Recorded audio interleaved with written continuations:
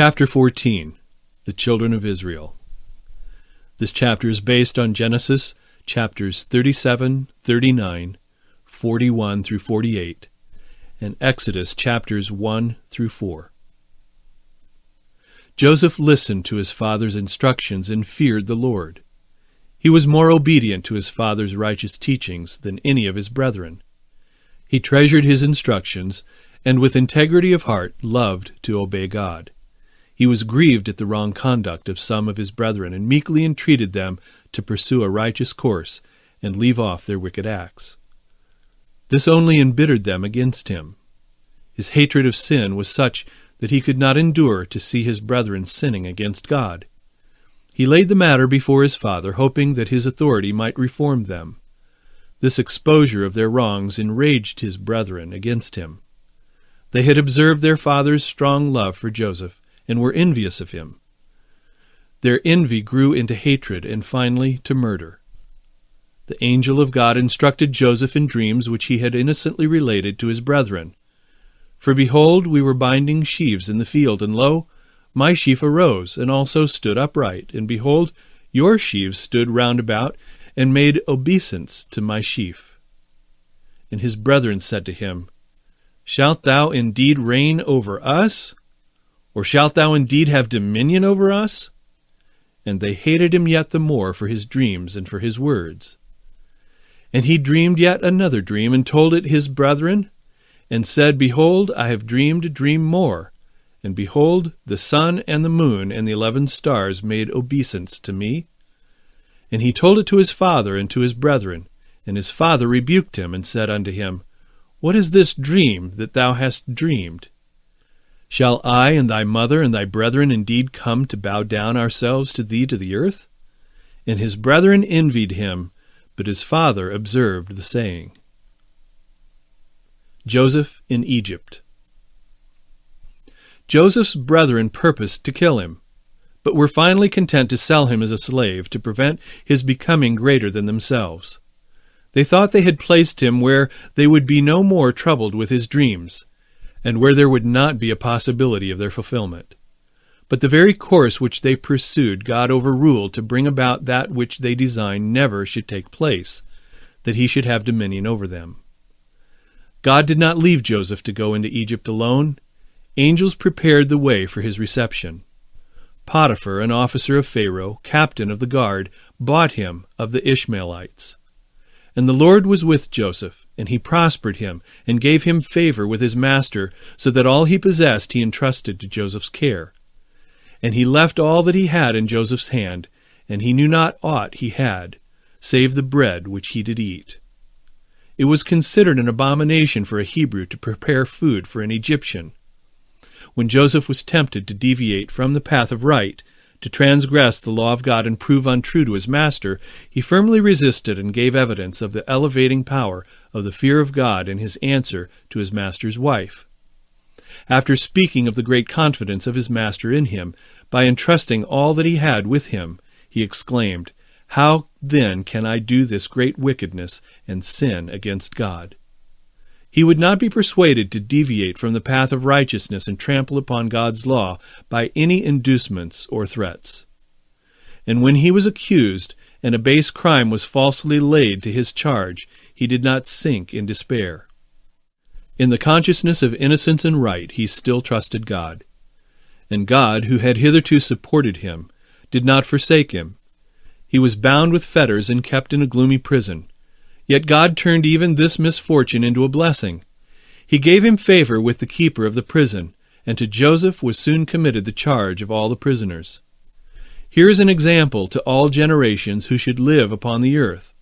Although they may be exposed to temptations, yet they should ever realize that there is a defense at hand, and it will be their own fault if they are not preserved. God will be a present help, and his Spirit a shield. Although surrounded with the severest temptations, there is a source of strength to which they can apply and resist them. How fierce was the assault upon Joseph's morals! It came from one of influence, the most likely to lead astray. Yet how promptly and firmly was it resisted!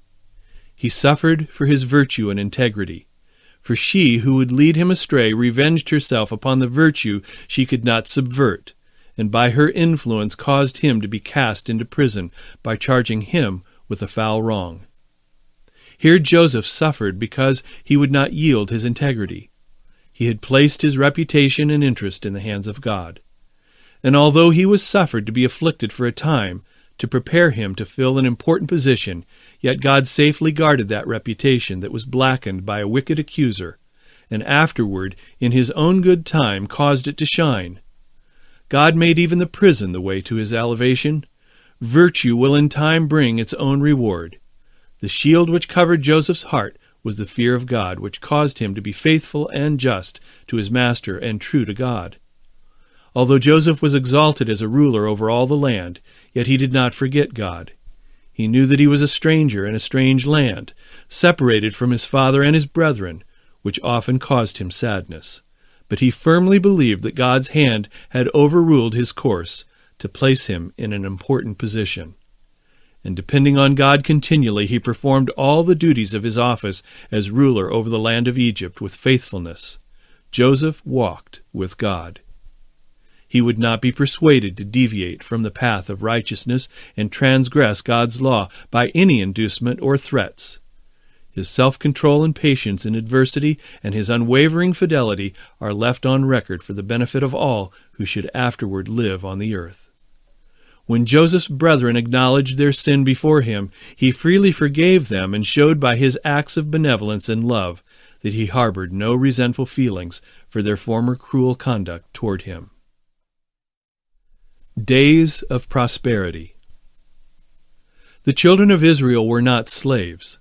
They had never sold their cattle, their lands, and themselves to Pharaoh for food, as many of the Egyptians had done. They had been granted a portion of land wherein to dwell, with their flocks and cattle, on account of the service Joseph had been to the kingdom. Pharaoh appreciated his wisdom in the management of all things connected with the kingdom, especially in the preparations for the long years of famine which came upon the land of Egypt. He felt that the whole kingdom was indebted for their prosperity to the wise management of Joseph, and as a token of his gratitude he said to Joseph, "The land of Egypt is before thee. In the best of the land make thy father and brethren to dwell. In the land of Goshen let them dwell. And if thou knowest any men of activity among them, then make them rulers over my cattle." And Joseph placed his father and his brethren, and gave them a possession in the land of Egypt, in the best of the land, in the land of Ramesses, as Pharaoh had commanded. And Joseph nourished his father and his brethren and all his father's household with bread according to their families. No tax was required of Joseph's father and brethren by the king of Egypt, and Joseph was allowed the privilege of supplying them liberally with food. The king said to his rulers, "Are we not indebted to the God of Joseph and to him for his liberal supply of food? Was it not because of his wisdom that we laid in so abundantly? While other lands are perishing, we have enough. His management has greatly enriched the kingdom." And Joseph died, and all his brethren, and all that generation. And the children of Israel were fruitful, and increased abundantly, and multiplied, and waxed exceeding mighty, and the land was filled with them. Now there rose up a new king over Egypt, which knew not Joseph. And he said unto his people, "Behold, the people of the children of Israel are more and mightier than we. Come on, let us deal wisely with them, lest they multiply, and it come to pass, that when there falleth out any war, they join also unto our enemies, and fight against us, and so get them up out of the land." The oppression. This new king of Egypt learned that the children of Israel were of great service to the kingdom. Many of them were able and understanding workmen, and he was not willing to lose their labor. This new king ranked the children of Israel with that class of slaves who had sold their flocks, their herds, their lands, and themselves to the kingdom. Therefore they did set over them taskmasters to afflict them with their burdens. And they built for Pharaoh treasure cities, Pithom and Ramesses. But the more they afflicted them, the more they multiplied and grew. And they were grieved because of the children of Israel. And the Egyptians made the children of Israel to serve with rigor.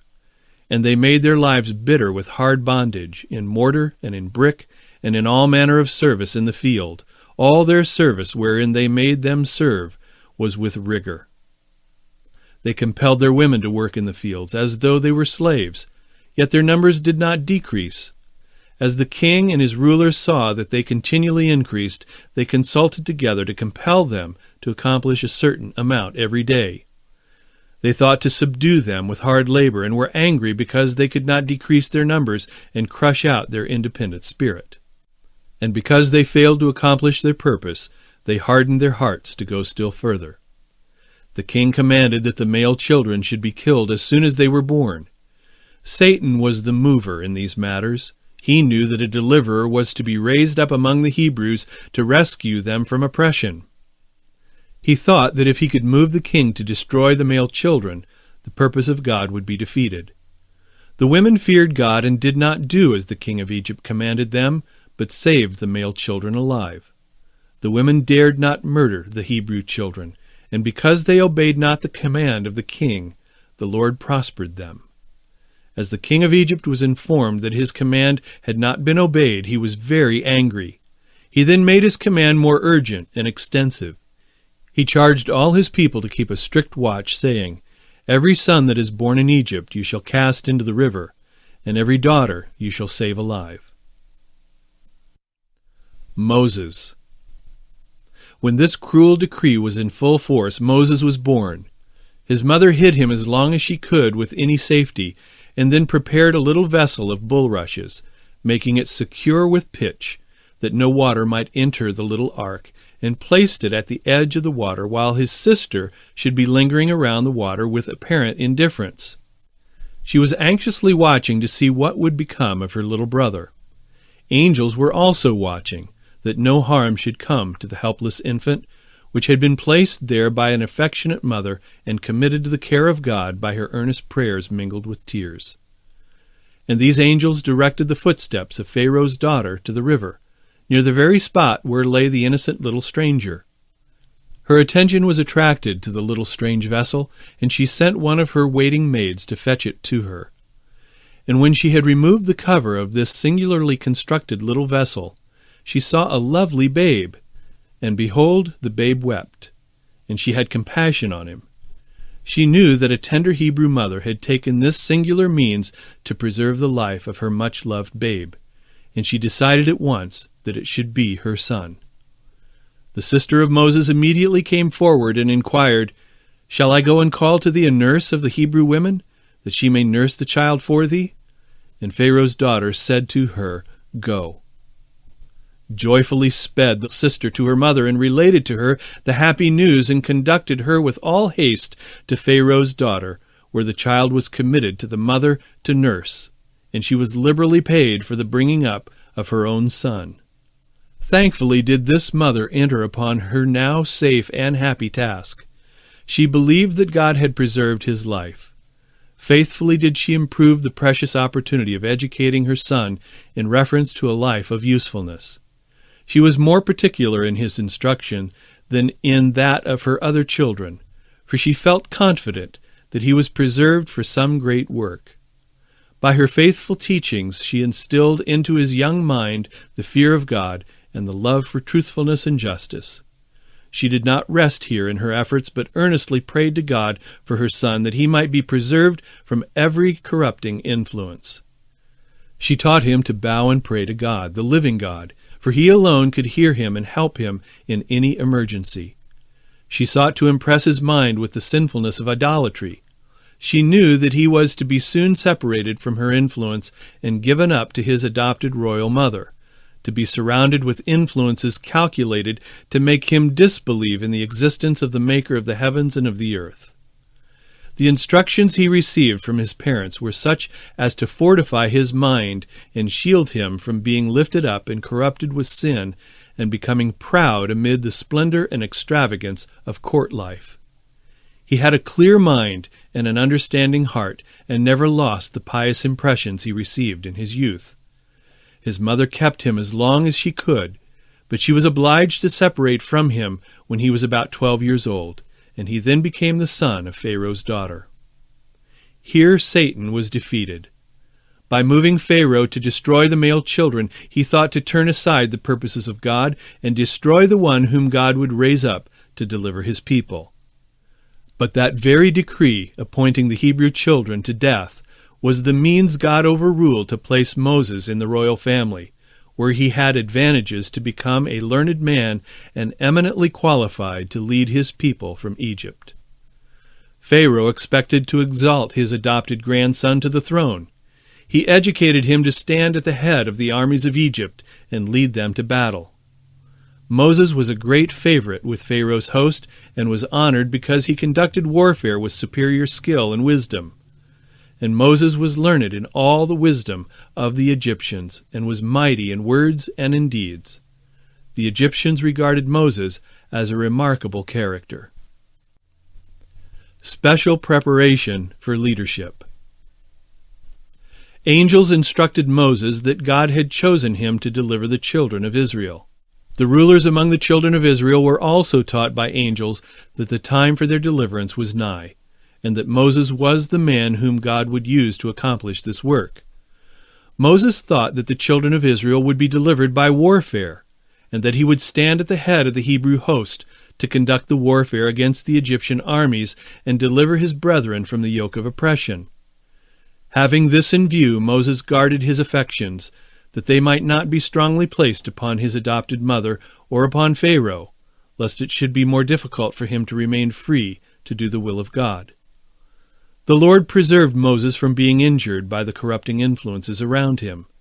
The principles of truth received in his youth from God-fearing parents were never forgotten by him. And when he was most needed to be shielded from the corrupting influences attending a life at court, then the lessons of his youth bore fruit. The fear of God was before him. And so strong was his love for his brethren, and so great was his respect for the Hebrew faith, that he would not conceal his parentage for the honor of being an heir of the royal family. When Moses was 40 years old, he went out unto his brethren, and looked on their burdens, and he spied an Egyptian smiting an Hebrew, one of his brethren. And he looked this way and that way, and when he saw that there was no man, he slew the Egyptian, and hid him in the sand. And when he went out the second day, behold, 2 men of the Hebrews strove together, and he said to him that did the wrong, Wherefore smitest thou thy fellow? And he said, Who made thee a prince and a judge over us? Intendest thou to kill me as thou killest the Egyptian? And Moses feared and said, Surely this thing is known. Now when Pharaoh heard this thing, he sought to slay Moses. But Moses fled from the face of Pharaoh, and dwelt in the land of Midian. The Lord directed his course, and he found a home with Jethro, a man that worshipped God. He was a shepherd, also a priest of Midian. His daughters tended his flocks. But Jethro's flocks were soon placed under the care of Moses, who married Jethro's daughter and remained in Midian 40 years. Moses was too fast in slaying the Egyptian. He supposed that the people of Israel understood that God's special providence had raised him up to deliver them. But God did not design to deliver the children of Israel by warfare, as Moses thought, but by his own mighty power, that the glory might be ascribed to him alone. God overruled the act of Moses in slaying the Egyptian to bring about his purpose. He had in his providence brought Moses into the royal family of Egypt, where he had received a thorough education, and yet he was not prepared for God to entrust to him the great work he had raised him up to accomplish. Moses could not immediately leave the king's court and the indulgences granted him as the king's grandson to perform the special work of God. He must have time to obtain an experience and be educated in the school of adversity and poverty. While he was living in retirement, the Lord sent his angels to especially instruct him in regard to the future. Here he learned more fully the great lesson of self-control and humility. He kept the flocks of Jethro, and while he was performing his humble duties as a shepherd, God was preparing him to become a spiritual shepherd of his sheep, even of his people Israel. As Moses led the flock to the desert and came to the mountain of God, even to Horeb, the angel of the Lord appeared unto him in a flame of fire out of the midst of a bush. And the Lord said, I have surely seen the affliction of my people which are in Egypt, and have heard their cry by reason of their taskmasters. For I know their sorrows, and I am come down to deliver them out of the hand of the Egyptians, and to bring them up out of that land unto a good land and a large, unto a land flowing with milk and honey. Now therefore, behold, the cry of the children of Israel is come up unto me, and I have also seen the oppression wherewith the Egyptians oppress them. Come now, therefore, and I will send thee unto Pharaoh, that thou mayest bring forth my people, the children of Israel, out of Egypt. The time had fully come when God would have Moses exchange the shepherd's staff for the rod of God, which he would make powerful in accomplishing signs and wonders, in delivering his people from oppression, and in preserving them when pursued by their enemies. Moses consented to perform the mission. He first visited his father-in-law and obtained his consent for himself and his family to return into Egypt. He did not dare to tell Jethro his message to Pharaoh, lest he should be unwilling to let his wife and children accompany him on such a dangerous mission. The Lord strengthened him and removed his fears by saying to him, Return into Egypt, for all the men are dead which sought thy life.